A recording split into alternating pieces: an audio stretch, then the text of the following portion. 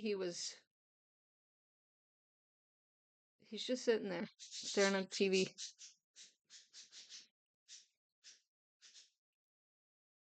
All right, let's get into it and stop staring at the cat, staring at the TV. It's kind of like a midweek check-in, I guess. Got my Jimmy Jams on. Leo hair is acting wild like it always does. How are you guys doing? How are you feeling? What's your word for today to describe how you are feeling at the moment? I'd say for me today is hopeful, which is good. All right, let's see. What do we need to know? Sort of a midweek check-in for everyone watching. All right, we got 2 cards coming out from this deck. I just gotta figure out where to set everything down. Desert, Vision Quest, and Lotus Flower Unfoldment. Yeah, I'd say that those 2 cards together sort of match the energy right now, right? I think we're all kind of dealing with this, and especially with our emotions being on a different level for us to understand, right? So if that's the case, and we already got that message for the week, then going on a vision quest to understand ourselves a little bit better is what we may be going through. And a vision quest it could be something simple, right? Like, I just figured out, let's use an example, right? Like, oh, I just figured out I have this passion for drawing, and that's not simple. I don't know. That could be life-changing in a way, or it could just be like, oh, that's why I get sad with that memory, or that's why I get anger when I get triggered for that situation, or, like, oh, that's why I think that way or perceive something in that way, or that's why I communicate in that way. And I'm getting more of a sense of that's our vision quest right now. And it allows us to unfold a different version of ourselves, which we did talk about in the weekly reading, about picking at the layers of different versions to see what we can do with it. Magic Prayer. This is like one of my favorite cards in the deck. Prayer is a sacred thing, right? And I always say, like, your version of prayer might be different than your neighbor's version of prayer, your best friend's version of prayer, your family's version of prayer, right? Like, prayer for me is whatever ritual or technique that you use to communicate with God, source energy, your team of light, right? Your spirit guides, your ancestors, angels, whatever you believe in, however you communicate in whatever you believe in. That's magic prayer. And it's always enlightening, isn't it? When we get an answer, it's always like just that little bit of motivation that we need, or it's always that sense of I'm on the right path and I'm doing the right thing, or I feel better, right? It's a good motivator for sure when we can have that conversation with God, source, all that is, or our team of light. Definitely makes us feel better, makes us feel more loved, more supported, makes us feel more strong. Okay. That's the word that I'm getting is strength. Also, look at encouragement. Yeah, we feel more, like I said, with that support, right? So, yeah, of course, we'd feel more encouraged to get out there and deal with life, right? Or do that thing that we're trying to manifest, or get some kind of sense of grounding. It is. It's like a mother, you know, comforting a child in a way when we have it. And not to say that we're well, we are. You know what? I was gonna say not to say that we're kind of like children, but we are. We're like kids running amok, trying to trying to ride life. Um, and our higher selves and our team of light are trying to, encourage us along, trying to lead us in the right direction, um, trying to guide us, right? Again, that's why they're called guides. So right now you're going through an encouragement of sort from your team of light as you see your vision quest unfold. So getting that conversation in with your team of light is on your to-do list. It's your homework for the day. Let's see. Okay. Judgment. Yeah, we had this, right? We had judgment all over the table for our weekly reading. We talked about judgment. But this is a different kind. This is the judgment of that vision quest. That's why judgment is coming up. It's speaking of that, the child, right? Mother, father, and child, meaning uh past, present, and future.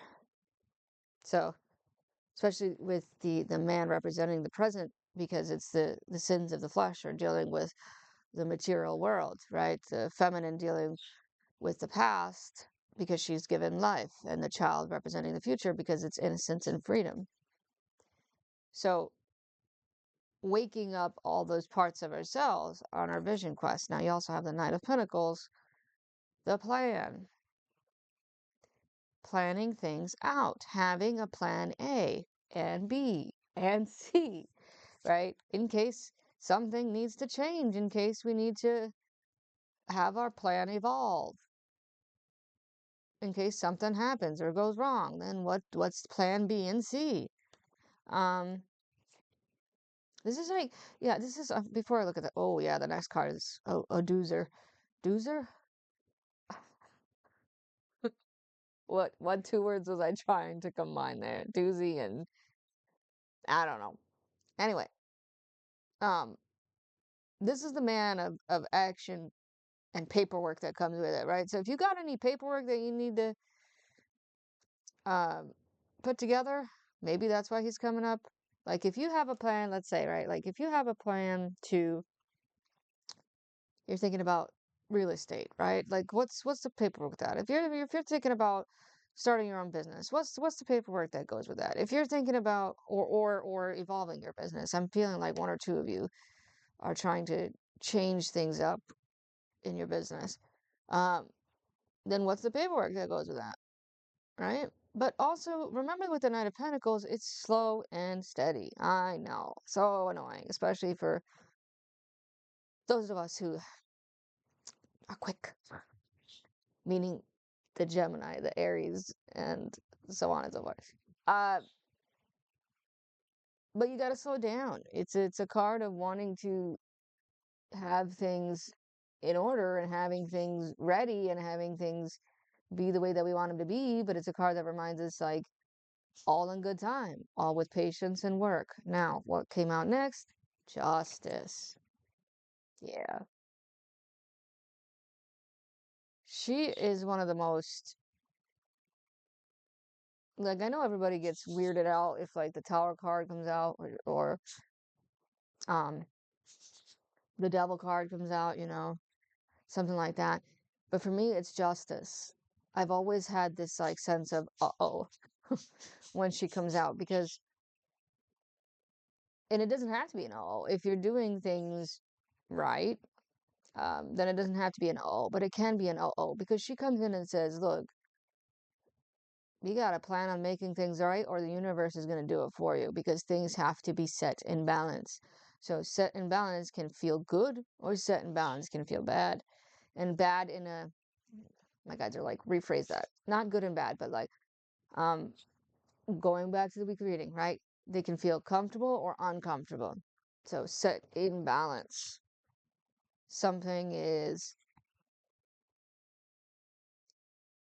needing to have the sort of justice step in.